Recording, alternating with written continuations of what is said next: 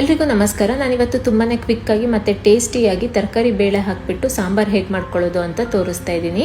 ಮೊದಲಿಗೆ ಒಂದು ಕುಕ್ಕರಲ್ಲಿ ಒಂದು ಅರ್ಧ ಕಪ್ಪಿನಷ್ಟು ತೊಗರಿಬೇಳೆನ ತೊಳೆದ್ಬಿಟ್ಟು ಹಾಕ್ಕೊಳ್ತಾ ಇದ್ದೀನಿ. 2 ಕಟ್ ಮಾಡ್ಕೊಂಡಿರೋ ಆಲೂಗೆಡ್ಡೆ, 1 ಕಪ್ಪಿನಷ್ಟು ಕಟ್ ಮಾಡ್ಕೊಂಡಿರೋ ಅಂತಹ ಬೀನ್ಸು, 3 ಕಟ್ ಮಾಡ್ಕೊಂಡಿರೋ ಅಂತಹ ಟೊಮೊಟೊ ಹಣ್ಣು, 1 ಕಟ್ ಮಾಡ್ಕೊಂಡಿರೋ ಈರುಳ್ಳಿ, ಒಂದು 5 ರಿಂದ 6 ಬೆಳ್ಳುಳ್ಳಿ ಎಸಳುಗಳು, ಒಂದು 3 ಚಮಚದಷ್ಟು ತೆಂಗಿನ ತುರಿ, ರುಚಿಗೆ ತಕ್ಕಷ್ಟು ಉಪ್ಪು, 1 ಚಮಚದಷ್ಟು ಸಾಂಬಾರ್ ಪುಡಿ, 1 ಚಮಚದಷ್ಟು ಖಾರದ ಪುಡಿ ಮತ್ತು 1 ಚಮಚದಷ್ಟು ಎಣ್ಣೆ ಹಾಕ್ಕೊಳ್ತಾ ಇದ್ದೀನಿ.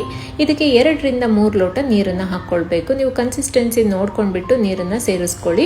ಒಂದ್ಸರಿ ಎಲ್ಲದನ್ನು ಚೆನ್ನಾಗಿ ಮಿಕ್ಸ್ ಮಾಡಿಕೊಂಡು ಕುಕ್ಕರ್ ಲಿಡ್ನ ಕ್ಲೋಸ್ ಮಾಡ್ಕೊಳ್ತಾ ಇದ್ದೀನಿ. ನಾನಿಲ್ಲಿ 2 ವಿಸಲ್ ಕೂಗಿಸ್ಕೊಳ್ತೀನಿ.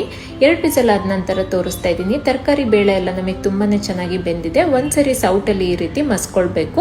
ಇವಾಗ ಮಸ್ತಿದ ನಂತರ ಒಗ್ಗರಣೆ ಮಾಡ್ಕೊಳ್ತೀನಿ. ಒಂದು ಪ್ಯಾನಿಗೆ 1 ಚಮಚದಷ್ಟು ಎಣ್ಣೆ ಹಾಕ್ಕೊಳ್ತಾ ಇದ್ದೀನಿ. ಎಣ್ಣೆ ಬಿಸಿಯಾದ ನಂತರ ಅರ್ಧ ಚಮಚ ಸಾಸಿವೆ, ಅರ್ಧ ಚಮಚದಷ್ಟು ಜೀರಿಗೆ, ಸ್ವಲ್ಪ ಕರ್ಬೇವಿನ ಎಲೆಗಳು ಮತ್ತು ಒಣಗಿರೋ ಅಂತಹ ಮೆಣಸಿನಕಾಯಿನ ಒಂದು 2 ರಿಂದ 3 ಮುರಿದ್ಬಿಟ್ಟು ಹಾಕ್ಕೊಳ್ತಾ ಇದ್ದೀನಿ. ಒಂದು 30 ಸೆಕೆಂಡ್ಗಳ ಕಾಲ ಫ್ರೈ ಮಾಡ್ಕೊಳ್ತೀನಿ. ನಂತರ ಇದನ್ನು ಸಾಂಬಾರಿಗೆಲ್ಲ ಒಗ್ಗರಣೆ ಹಾಕ್ಕೊಳ್ತೀನಿ.